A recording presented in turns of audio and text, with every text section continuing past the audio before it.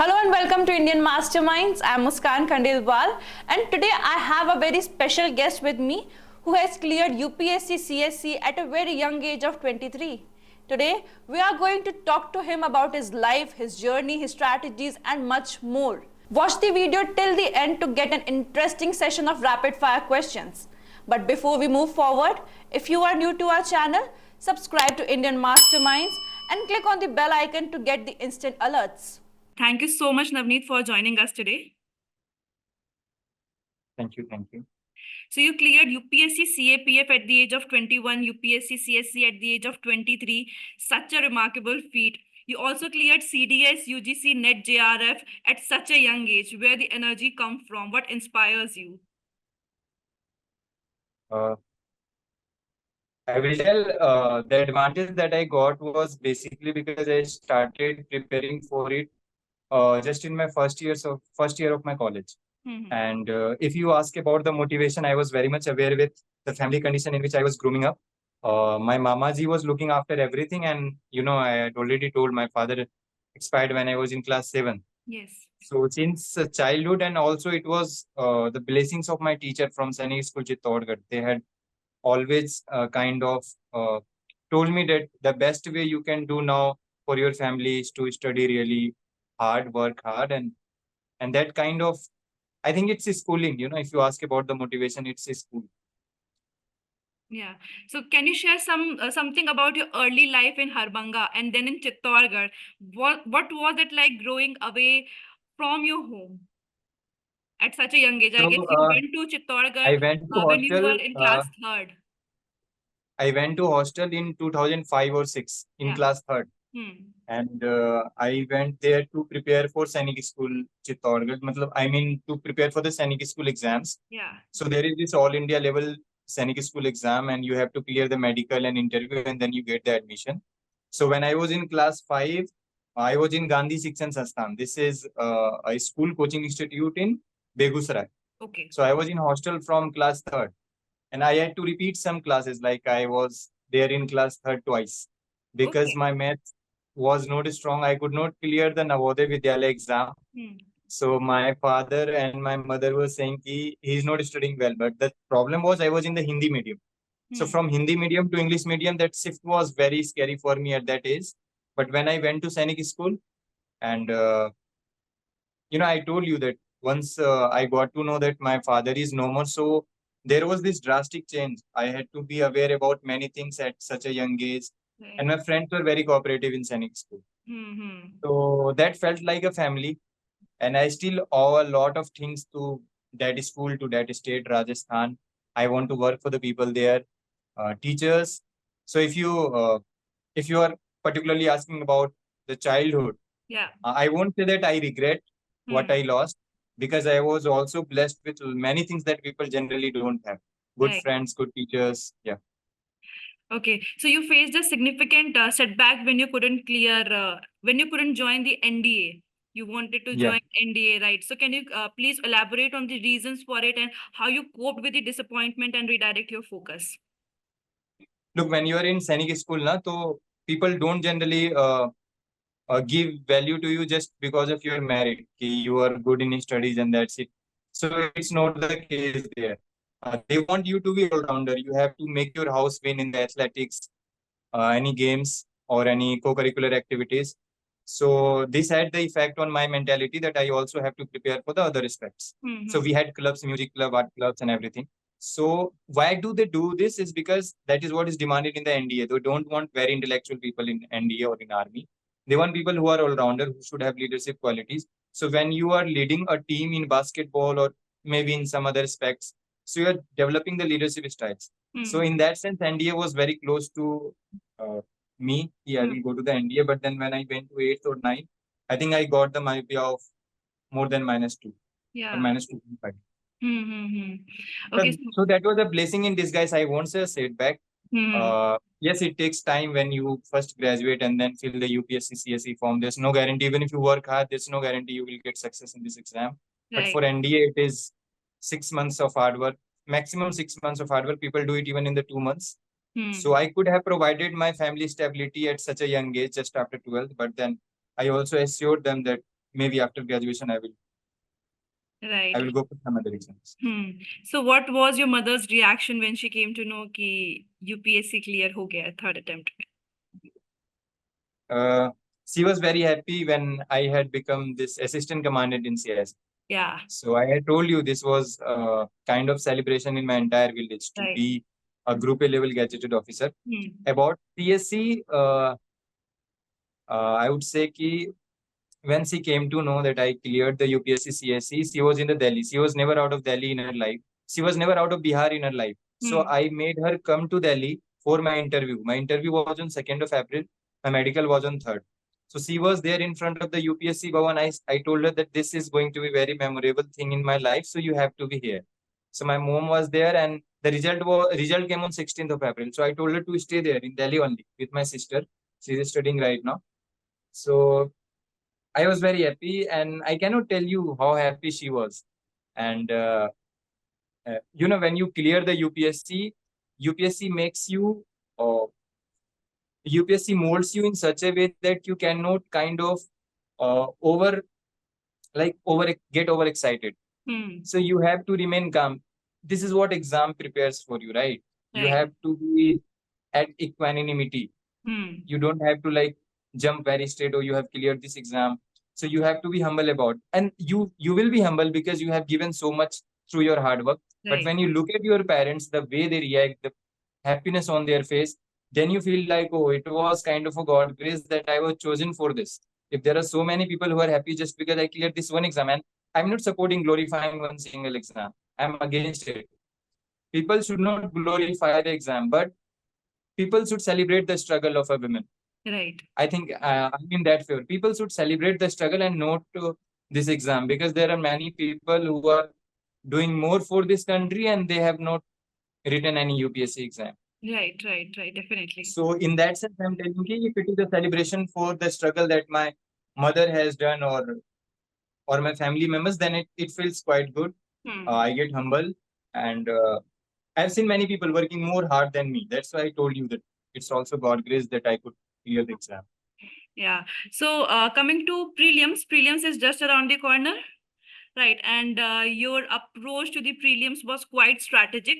So can you explain why you chose to focus more on previous year questions than mock tests?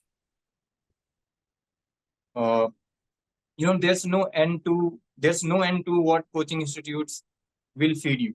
If you keep on attempting their paper, they will make hundreds or thousands of questions. And if you run after them, you are going to forget the basic books. Right. And you don't have to lose marks in the basic questions, the 30 to 40 questions which come from the basic books and NCRTs. So this was very difficult mentally for me to stick myself to a particular thing, because when you are panicking, when you are anxious, you go on to read a lot. That is where you fail, I think, because then you lack the time for revising the basic books. And that was where I told you I kept myself aloof from all the materials in third attempt, that I will stick to the PYQs, and that actually worked for me. Right, okay. हमारे पहले ही conversation में बात हुई थी कि आप prelims नहीं clear हो रहा था आपका, but you were quite sure कि एक बार प्रीलिम्स क्लियर हो जाएगा तो मेंस तो हो ही जाना है, because you were like quite confident. Right. So what are some of the specific things that you did which helped you to be in such a strong position in the subjective part of the exam, that is the mains exam? Okay, so when I was preparing for civil services, I started preparing the mains aspect, not the prelims.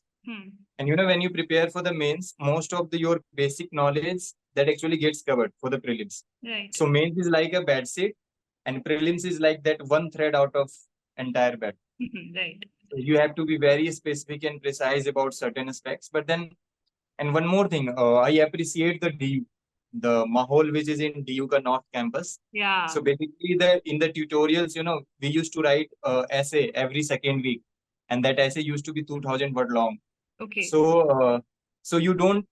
So it's not a cakewalk, right? You right. Actually have to gain knowledge. You actually have to have those skills to present your assignments, and those are the professors, I think, who actually check the notebooks, who actually set the question paper, and that is quite far at what you call at the excellent tutoring, and that is very different from your coaching institute.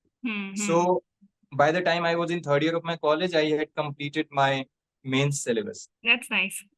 Yeah.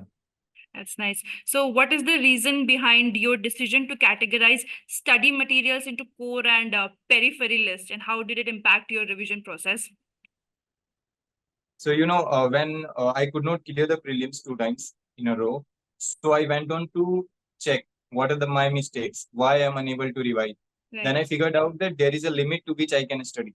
There is a limit. Even if I go on to study a lot of things, there is a limit to which I can keep information in my brain. And then I thought, even if this limit keeps on increasing because every day you see the current affair that gets add on to your material. So in that sense, I thought ki there must be something which should be core. One of the teacher, I heard it in a YouTube video. He told ki when one army contingent attacks enemy's area, so they first secure what they have won and then they move forward. Yeah. If they didn't do it, then enemies might grill them and they kill them. So if you have read one book, try to secure it. Try to secure its knowledge. So you have to block certain hours for the revision. And then you will move to the new territory. Then you will move to the new books. Right. So what I did is, I went through the PYQs. I realized that there are certain basic stuffs jahan se questions aate hain. These are the NCERT basic books. And I kept all of them in the core list. Hardly 10 books. Even if you include the NCERTs, hardly 10 books. And there are some NCERTs, I didn't keep them in the core list, in the peripheral list. Right. So attempts were like elder brother to me. So when you give attempt, you get to learn a lot. You have spent an entire year and then you do something horrible. So those lessons get stuck in your mind. Okay तो आपने बताया था कि Google Excel sheet का बहुत use करते थे आप, right? You also shared some pictures with me, so if you could share the story behind it कि आपने गूगल एक्सेल शीट का कैसे इस्तेमाल किया, प्लस योर आवर्स कि आप एक महीने में यू वर लाइक कि मुझे इतना घंटा पढ़ाई करनी है, और एक महीने में I guess you targeted 300 hours for a month. मैं सत्यम जैन सर के चैनल को फॉलो करता था. सो मैंने ये देखा है कि सर हमेशा ही used to study more than 300 hours. Okay. Sir का बहुत बड़ा रोल है कि वो हम लोगों को गाइड कर पाए थे प्रीलिम्स के लिए भी, and I am always grateful for his guidance. तो एक तो ये रीजन था कि sir used to track it. दूसरा रीजन ये था कि मैंने इसे एक किसी बुक में पढ़ा था कि what gets tracked gets improved. So if you have this habit of spending lot of monies on trivial things, then you can track your spending. You will get to know where this trend is going. So I did that in case of my study hours. So I would also track not only hours, also that what I'm able to complete. I didn't make you see the other Excel sheet. That is quite messy. So what I used to write is कितने pages मैंने कर लिए आज के time पे, तो मेरी efficiency क्या है. क्या, और टू डू लिस्ट को मैं सबसे ज्यादा रिस्पेक्ट करता था कि अगर मैं 6 आवर्स में इतने सारे सिलेबस को कर रहा हूँ, एक बुक को इतने अच्छे से फिनिश कर रहा हूँ, तो रिवीजन में 6 आवर्स से कम लगेगा. तो मेरे साथ ये केस था कि आई एम फ्रॉम सैनिक स्कूल. तो मेरे पास उतना इंटेलेक्चुअल नहीं है जो दिल्ली के DPS बच्चों में होती है. The way they speak English, I had to struggle a lot when actually I had to learn English and then come on stage and speak. So मेरे लिए it's a kind of achievement. मैं DPSC, जो बाहर के जो बच्चे हैं, जो एलीट घर से आते हैं, जिनके माँ बाप ऑलरेडी शिक्षित हैं, ऑफिसर्स हैं, मैं उन बच्चों से इंटेलेक्ट के मामले में कम्पीट नहीं कर पाता था. क्योंकि वो, हाँ, अब मेहनत करूंगा तो अच्छे से कर पाया बाद में, लेकिन मुझे ये पता था कि, लेकिन मेरी स्ट्रेंथ जो सैनिक स्कूल से थी वो थी कि I have self discipline.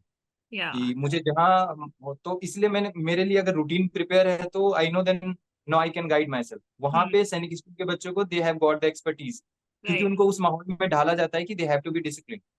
But जो बाहर के लड़के हैं, उनके जैसे IQ ज्यादा होंगे, वो ज्यादा इंटेलेक्चुअल होंगे, उनकी इंग्लिश ज्यादा अच्छी होगी. वहां पे जाकर के we have to start from the scratch.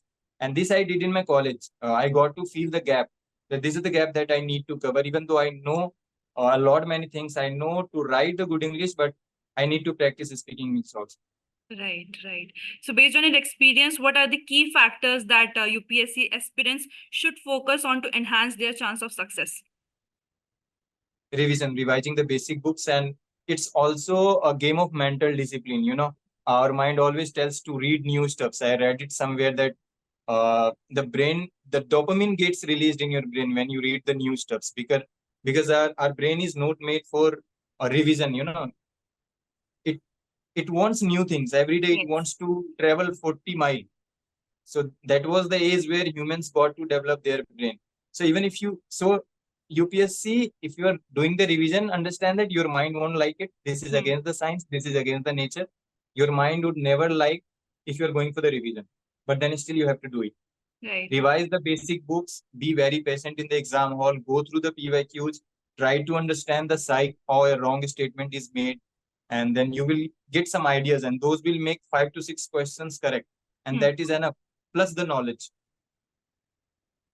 Right. So how important do you think it is for aspirants to have a backup plan while preparing for competitive exams? Not only UPSC, but other competitive exams as well. Look, if you are talking about the lower middle class families, I would say ki go for the backup. Hmm. But if you hail from a very elite background and your father is some businessman and you have got the financial backup, then you can stick to UPSC only. Yeah. In my mind, it was clear that I will either go for the UGC net professor wala job or the assistant commandant. But then being from Sainik school, I have always this admiration for the uniform jobs. So I would say have a backup plan because UPSC is quite unpredictable. Hmm. You don't know at which stage you may get a bad luck. Right. So any message for the aspirants who are preparing for UPSC CSE और क्योंकि prelims आने ही वाला है, so for those aspirants as well.